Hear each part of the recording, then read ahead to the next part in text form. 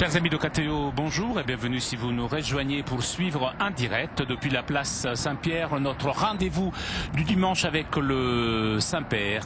Rendez-vous pour la prière de l'Angelus. Le Saint-Père vient d'arriver à sa fenêtre. Nous écoutons son message.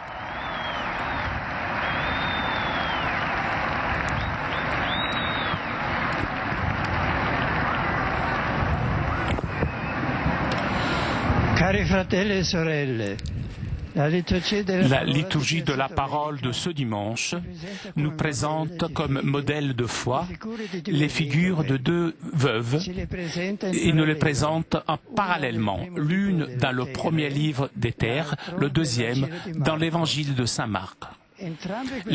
Ces deux femmes sont pauvres et justement cette condition démontre une grande foi en Dieu. La première veuve apparaît dans le cycle des récits sous le prophète Élie. Celui-ci, devant le temps de famine, reçoit du Seigneur l'ordre de se rendre à Sidon, donc à l'extérieur d'Israël, un territoire païen. Et là, il rencontre cette veuve et lui demande de l'eau à boire et un petit peu de pain. La femme répond qu'il ne lui reste qu'un petit peu de farine et un petit peu d'huile. Mais puisque le prophète continue, insiste, et donc il lui promet que s'il coûtera la farine et l'huile ne manqueront, il exauce la requête. Elle est récompensée. La deuxième veuve, celle de l'Évangile, est remarquée par Jésus dans le temple de Jérusalem, et précisément près du trésor où les gens mettaient leurs offrandes. Jésus voit que cette femme jette dans le trésor 2 petites pièces de monnaie. Alors il appelle les disciples et il leur explique que cette offre est plus importante que l'offre des riches. Parce qu'alors que les riches donnent ce qui est superflu, la veuve, elle a donné tout ce qu'elle avait. Tout ce qu'elle avait pour vivre. De ces deux épisodes bibliques, on peut tirer un enseignement précieux sur la foi. La foi apparaît comme l'attitude intérieure de celui qui fonde sa propre vie sur Dieu, sur sa parole, et il se confie totalement à lui. Celle de la veuve dans l'Antiquité constituait une condition d'un très grand besoin. Pour cela, dans la Bible, les veuves et les orphelins sont des personnes dont Dieu prend soin tout particulièrement. Ils ont perdu l'appui terrestre, mais Dieu reste à leur époux, leurs parents. Toutefois, les Écritures disent que la condition objective de besoin, dans ce cas le fait d'être veuve, n'est pas suffisante. Dieu demande toujours notre adhésion libre, notre adhésion de foi, qui s'exprime dans l'amour avec lui et pour le prochain. Personne est tellement pauvre de ne pas pouvoir donner quelque chose. En effet, ces deux veuves d'aujourd'hui démontrent leur foi, réalisant un geste de charité, l'une envers le prophète, l'autre en faisant l'aumône. Et donc, ils démontrent l'unité entre foi et charité, comme aussi entre l'amour de Dieu et l'amour envers le prochain, comme nous rappelait l'évangile de dimanche dernier. Le pape Saint Léon le Grand, dont nous avons célébré hier la mémoire, disait ainsi: sous la balance de la justice divine, on ne pèse pas la quantité des dons, mais le poids des cœurs. La veuve de l'Évangile a mis dans le trésor du temple 2 petites pièces de monnaie et il a dépassé les offrandes de tous les riches. Son geste de générosité n'a pas de sens devant Dieu. Aucune miséricorde reste sans fruit. Que la Vierge Marie, exemple parfait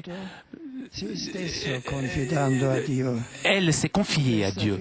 Dans cette foi, elle a dit à l'ange, son fiat, son me voici, en accueillant la volonté du Seigneur. Marie aide aussi chacun d'entre nous, dans cette année de la foi, à renforcer la confiance en Dieu et en sa parole. Ave Maria, gratia plena, Dominus tecum, benedicta tu in mulieribus, et benedictus fructus ventris tui, Iesus. Santa Maria, Mater Dei, ora pro nobis peccatoribus, nunc et in hora mortis nostre. Ecce ancilla Domini. Fiat mi secundum verbum tuum. Ave Maria, gratia plena, Dominus tecum, benedicta tu in mulieribus, et benedictus fructus ventris tui, Iesus. Santa Maria, Mater Dei, ora pro nobis peccatoribus, nunc et in hora mortis nostre. Amen. Et verbum caro factum est. Et habitavit in nobis. Ave Maria, gratia plena, Dominus tecum, benedicta tu in mulieribus, et benedictus fructus ventris tui, Iesus. Sancta Maria, Mater Dei, ora pro nobis peccatoribus, nunc et in hora mortis nostre. Amen. Ora pro nobis sancta Dei genitrix. Udini et diciamo promissionibus Christi. Oremus. Gratiam tuam quesumus Domine, mentibus nostris infunde, ut que angelo annunziante, Christi Filii tu incarnatione coniovimus, per passionem eius et crucem, ad resurrectionis gloriam perducamur, per iundem Christum Dominum nostrum. Amen. Gloria Patri et Filii et Spiritui Sancto. Sicut erat in principio et nunc et semper, et in saecula saeculorum. Amen. Gloria Patri et Filii et Spiritui Sancto. Sicut erat in principio et nunc et semper, et in saecula saeculorum. Amen. Gloria Patri et Filii et Spiritui Sancto. Sicut erat in principio et nunc et semper, et in saecula saeculorum. Amen. Pro fidelibus defunctis requiem aeternam dona eis Domine. Et lux perpetua luceat eis. Requiescant in pace. Amen. Sit nomen Domini benedictum. Ex hoc nunc et usque in saeculum. Adiutorium nostrum in nomine Domini. Qui fecit caelum et terra. Benedicat vos omnipotens Deus, Pater et Filius et Spiritus Sanctus. Amen.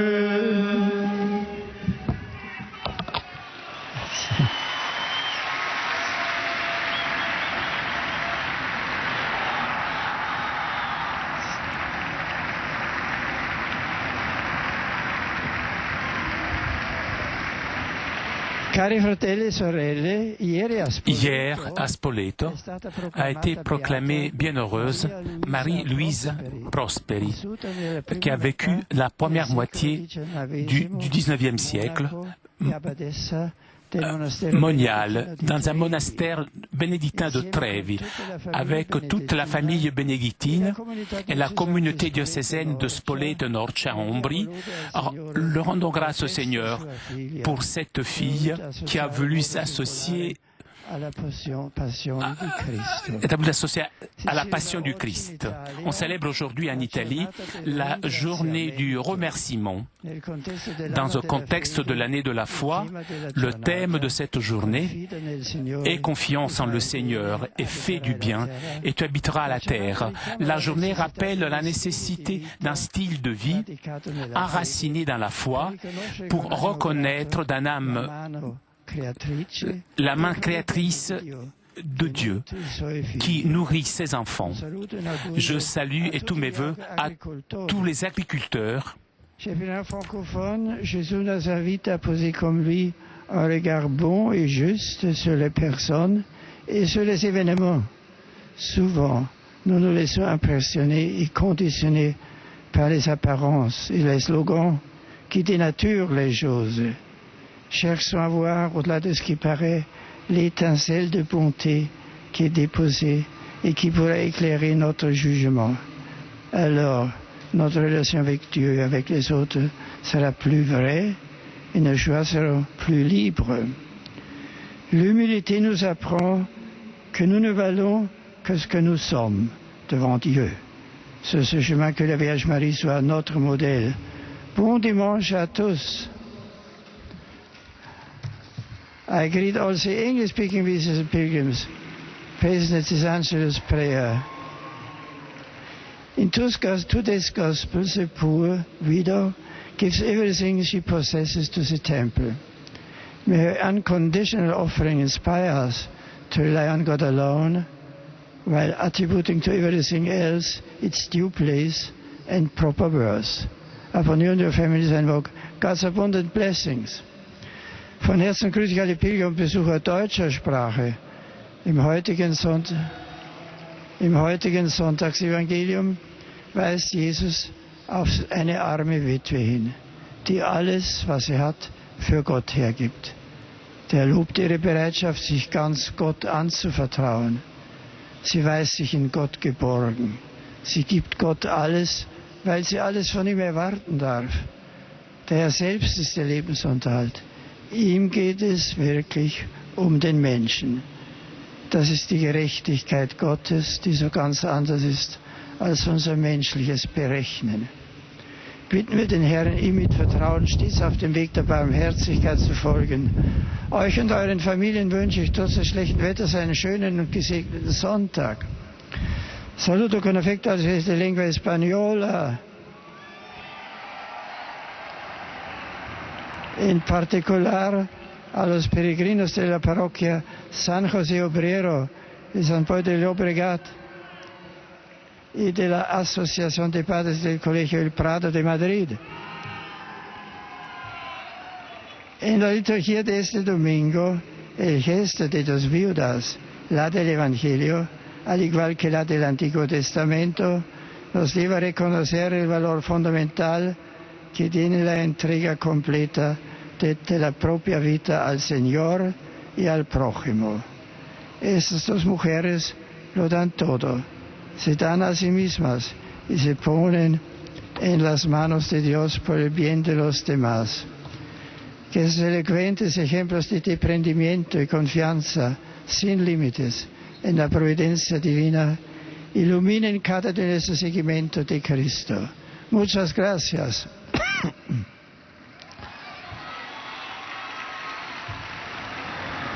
Serdecznie pozdrawiam Polaków. A szczególnie grupę pielgrzymów z Bułgarii, święto niepodległości, które dzisiaj obchodzicie w Polsce, przypomina wiersze waszych ojców o historii, o mocy ducha minionych pokoleń. Na tym fundamencie budujecie pomyślność waszej ojczyzny. Dzisiaj również wspieram wasze modlitwy, jakie z inicjatywy trzeba pomóc Kościołowi w potrzebie stanowiskich chrześcijan w Egipcie w ramach Dnia Solidarności Kościołem prześladowanym. Wszystkim wam serca błogosławię. Je salue les participants à la rencontre qui se tient aujourd'hui à Rome. Et pour terminer, je salue les pèlerins de langue italienne.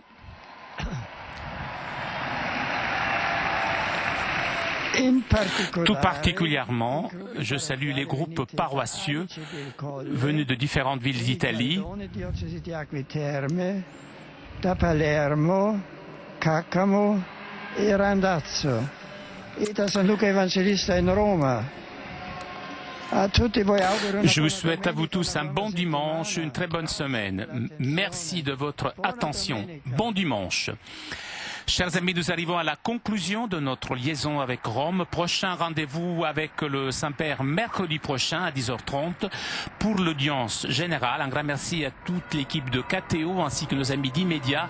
Merci aussi à CTV Telepace pour ces images. Je vous souhaite un très bon dimanche et à très bientôt sur KTO.